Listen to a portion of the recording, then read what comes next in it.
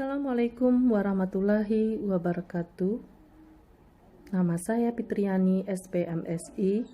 Saya dosen program studi agribisnis Fakultas Pertanian Universitas Muara Bungo. Saya akan mencoba deskripsi singkat salah satu mata kuliah Koperasi Kelembagaan Agribisnis dengan jumlah 3 SKS yang diajar pada semester 4. Yang mana deskripsi singkat mata kuliah ini disusun untuk memberikan pemahaman tentang koperasi dan peran penting dalam pengembangan sistem agribisnis yang mesejahterakan petani. Kemudian, bagaimana keunggulan mekanisme koperasi, kemudian mengelola koperasi sebagai suatu bentuk lembaga berdimensi sosial ekonomi, dan strategi pengembangan koperasi sesuai dengan jati dirinya, peran penting wira koperasi dalam pengembangan agribisnis yang tangguh. Yang mana materi pembelajaran atau pokok pembahasan yang pertama, kelembagaan petani sebagai suatu keniscayaan dalam pengembangan agribisnis. Yang kedua, peranan koperasi petani dalam pengembangan agribisnis. Yang ketiga, sejarah koperasi, definisi koperasi. Yang keempat, pengertian, landasan, azas, tujuan, prinsip koperasi, ciri-ciri koperasi, bentuk koperasi, sumber modal, dan logo koperasi. Yang kelima, organisasi koperasi. Yang keenam, perjalanan gerakan koperasi di Indonesia dan dunia serta kebijakan pemerintah menyertainya. Ketujuh, teori ekonomi bagi kelembagaan koperasi. Yang kedelapan, pengelolaan usaha koperasi, pendekatan dan strategi pengembangan koperasi. Yang kesembilan, pentingnya peranan wira koperasi dalam pengembangan koperasi agribisnis di Indonesia.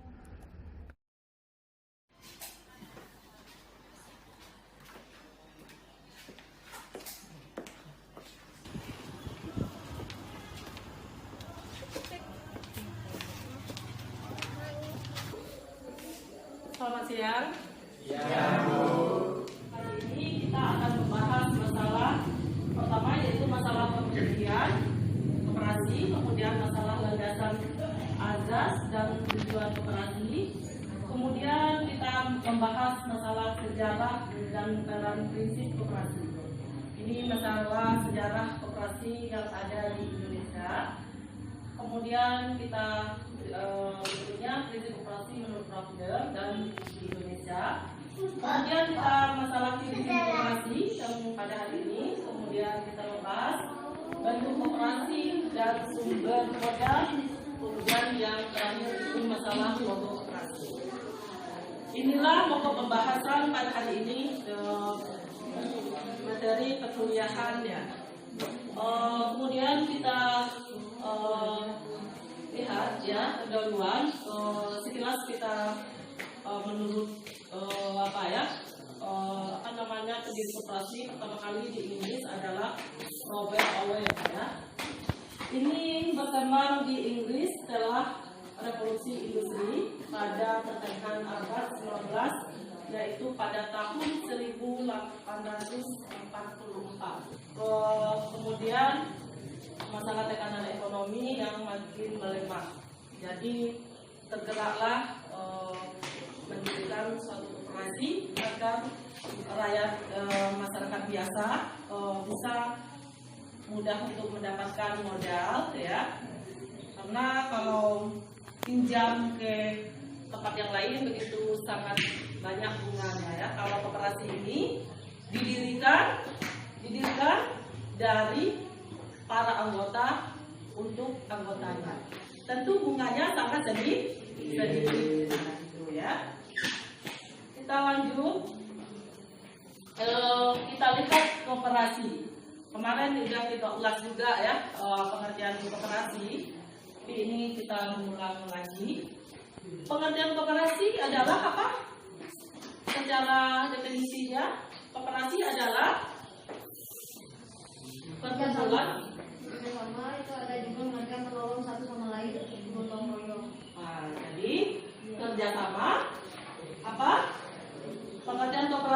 adalah gabungan orang-orang yang sukarela untuk memenuhi kebutuhan hidupnya.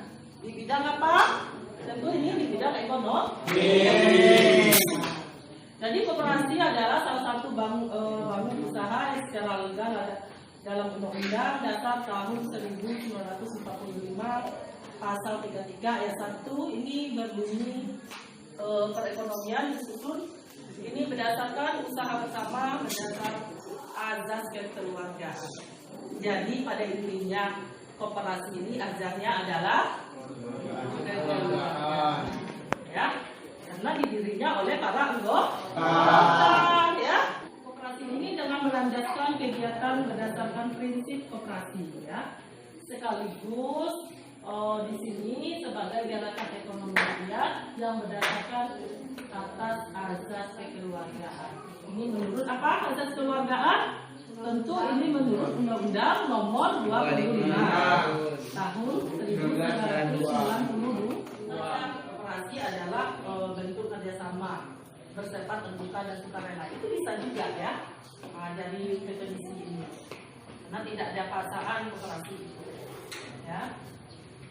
Kemudian kita lihat di sini lagi, suatu perkumpulan yang didirikan oleh orang-orang ini memiliki kemampuan ekonomi terbatas yang bertujuan untuk memperjuangkan peningkatan kesejahteraan ekonomi anggotanya. Biasanya ini siapa yang mendirikan koperasi? Kebanyakan orang mendirikan koperasi. Dari mana? Dari para petani, kemudian apa lagi? Rumah tangga. Kemudian apa lagi? Dari apa? Banyak yang bisa mendirikan koperasi, ya. Tergantung apa masalah-masalah ekonominya. Mungkin kalau di pihak pemerintah juga bisa mendirikan koperasi, ya, koperasi pegawai. Biasanya dia disebutkan dengan koperasi simpan pinjam dan berikan, ya. Para nelayan juga dia mendirikan koperasi tujuannya agar mudah mendapat modal untuk membeli jaring, untuk apa? Membeli apa? Keperluan nelayan? Kapal, ya, kapal, ya. Kemudian apa lagi? Pancing. Nah, itu dia dirikan karena dia dirikan koperasi agar mudah untuk mendapatkan modal, gitu, ya. Ini kita lihat bentuk kerjasamanya bersifat terbuka dan sukarela. Tidak ada tertutup. Sukarela, ya, tidak ada apa? Apalagi masalah SHU-nya nanti, ya, sisa hasil usaha itu dinamakan SHU. Itu tidak ada tertutup. Di dalam koperasi adalah kita ceritakan saja koperasi simpan kredit. Bagaimana Bu SHU-nya, pembagian SHU-nya? Siapa yang bisa? Pembagian SHU-nya bagaimana? Dia pinjam. Pembagian SHU-nya dilakukan di saat akhir tahun, ya. Kemudian kita lihat masing-masing anggota koperasi ini punya hak dan kewajiban yang sama. Masing-masing anggota koperasi ini berkewajiban untuk mengembangkan serta mengawasi jalan koperasi. Resiko dari untuk koperasi ditanggung dan dibagi secara adil, ya, ditanggung secara pribadi secara sesuai dengan jasa yang dikeluarkannya, ya. Itu tidak ada untuk masalah SHU ini karena nanti diadakan peran itu apa? Rapat anggota. Berapa kali peran diadakan?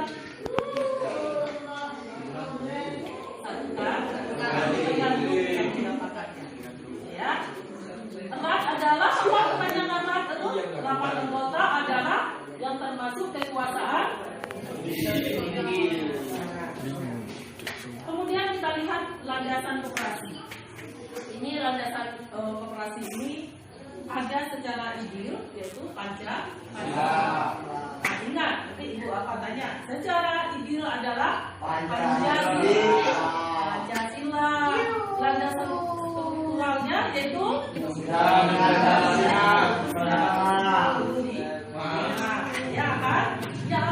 Ya, kalau secara intinya apa? Landasannya Pancasila. Kalau menurut strukturalnya adalah Undang-Undang 1945. Itu adalah termasuk dengan landasan koperasi. Dan kita lihat tujuan koperasi. Tentu kalau pada intinya kita sudah lihat ini ya, untuk kesejahteraan dari anggotanya. Ini sesuai dengan berdasarkan Pancasila dan Undang-Undang Dasar 1945. Ini pasal 3 Undang-Undang Perkoperasian nomor 25 tahun 1990. Depan kita pelajari strukturnya ya, struktur dari pengurus. Jadi ada strukturnya, ada erat, memang kekuasaan yang paling tinggi ya. Tapi minggu depan kita pelajari. Kemudian harga penjualannya menurut harga pasar ya. Jangan pula mahal dari harga pasar. Ya, tentu harganya sesuai dengan harga pasar. Sisa hasil usaha yang disebut dengan SAU itu adalah keuntungan. Ini dibagikan kepada para anggota menurut jumlah pembelian tiap-tiap anggota koperasi.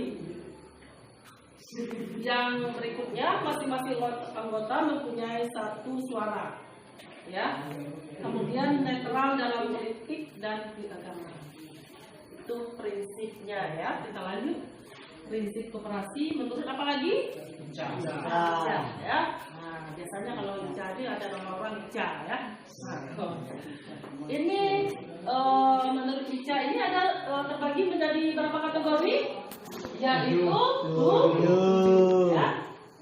Yang pertama itu keanggotaannya bersifat terbuka, tidak ada terbuka, ya, tidak ada tertutup. Kemudian pengawasan dilakukan secara demokratis. Karena kalau demokratis ini menyangkut dengan keterbukaan. Kemudian pembagian sisa hasil usahanya didasarkan partisipasi masing-masing dalam perusahaan. Bunga yang terbatas asal modal, netral dalam lapangan politik, tata niaga yang dijalankan secara tunai, kemudian dia menyelenggarakan pendidikan. Ya. Itu menurut apa? Menurut ICA. Kemudian kita menurut apa lagi? Ya, menurut ya. Ini digarakan oleh masyarakat sendiri dalam Pesta 42. Kita kembali dari pengertian koperasi tadi, ya gitu ya. Kemudian difokuskan kepada kepentingan anggota. Kemudian difokuskan untuk kepentingan anggota. Seandainya dia mendirikan koperasi konsumsi, apa yang dibutuhkan para anggota? Ya, tentu kebutuhan 9 bahan pokok. Apa yang dibutuhkan para anggota? Seandainya difokuskan kepentingan anggota, dia mendirikan koperasi jasa, mungkin di daerah kamu atau di PT ya, yang sangat terpencil. Kemudian di suatu PT itu tentu anak sekolah ya, anaknya mau sekolah, jadi dia membentukkan koperasi jasa. Apa yang dibutuhkan para anggota untuk anaknya supaya anak itu pergi ke sekolah dengan satu PT itu barang serempak, yaitu dia mendirikan koperasi apa? Bis. Nah, ya, itu adalah bis sekolah ya, betul. Bis sekolah Bapak ya. Kemudian dan lain-lain ya, apa yang difokuskan kepada kepentingan anggota yang dibutuhkan oleh anggota. Itu adalah prinsip dari koperasi menurut Oke. Kemudian kemandirian. Kemudian koperasi harus didukung oleh anggotanya. Kenapa? Dari anggota lah itu kita memperoleh modal. Ya, dari anggota itulah kita memperoleh modal. Nah, ini ada prinsip menurut undang. Kita menurut undang ini ya. Ini keanggotaan bersifat sukarela dan terbuka. Berarti kalau sifatnya tentu sama ya. Dari ICA tadi model, menurut kata, sifatnya, keanggotaannya tetap apa? Ya, tidak ada paksaan itu. Kemudian pengolahannya dilakukan secara demokratis. Ada juga di apa tadi ya? Di ICA dan di apa yang kita bahas tadi di menurut sama. Ini sama juga ya menurut tadi. Ya, pembagian sisa hasil usaha dilakukan secara adil sebanding dengan bersamanya jasa usaha masing-masing anggotanya. Kemudian pemberian balas jasa terbatas pada modal. Kemudian ini ada juga di mana tadi? Di menurut itu kemandirian. Oke.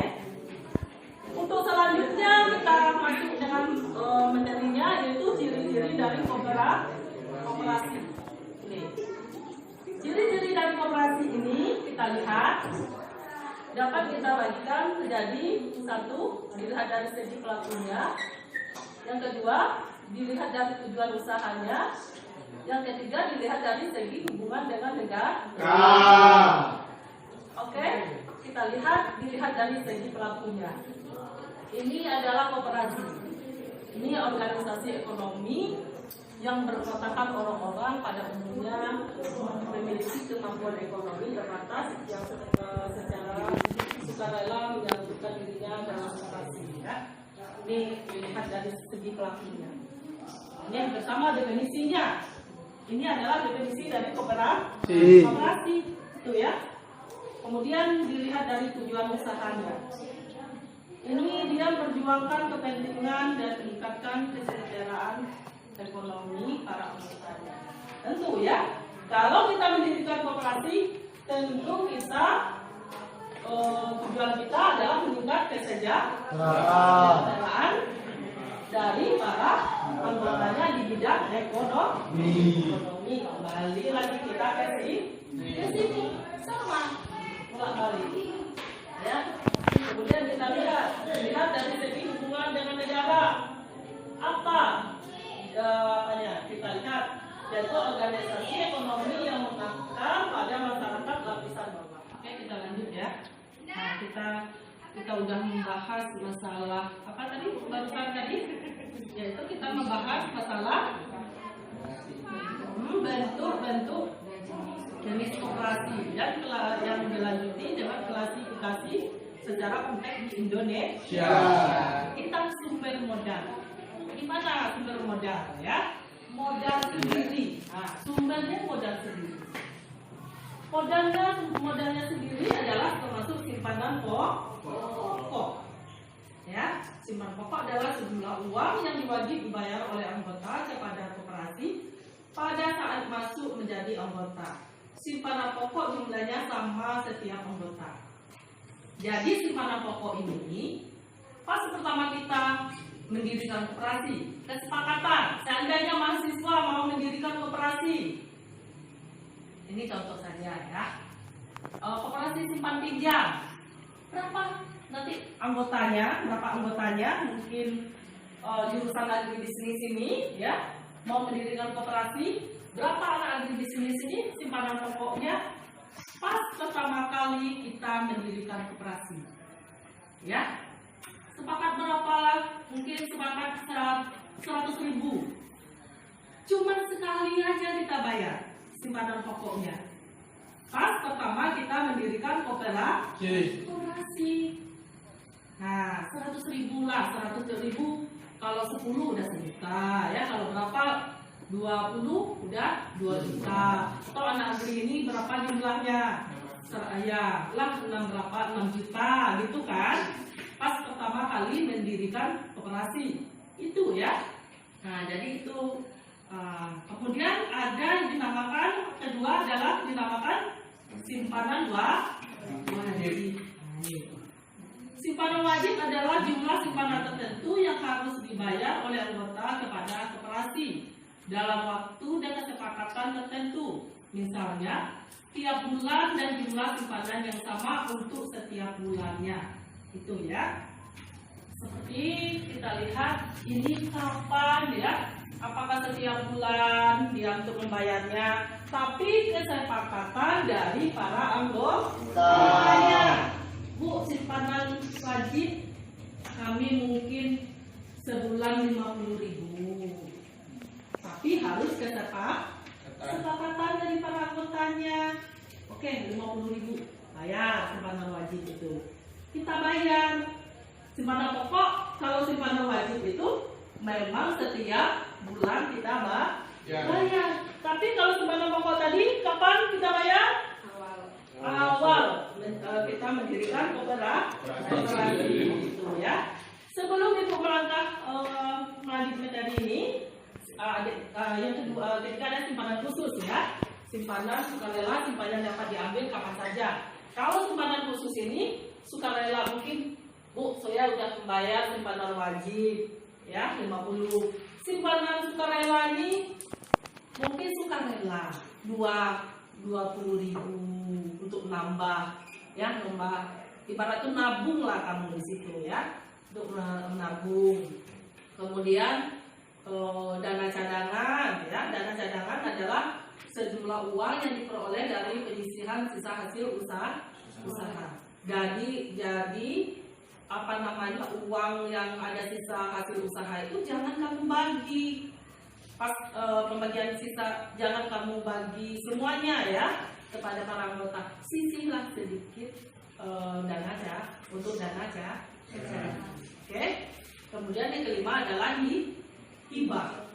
Hibah adalah sejumlah uang atau barang modal yang dapat dinilai dengan uang yang diterima dari pihak lain bersifat hibah, pemberian dan tidak mengikat. Oke, sebelum Ibu melanjut materinya, ada pertanyaan lagi? Ada? Dananya itu dari mana, Bu?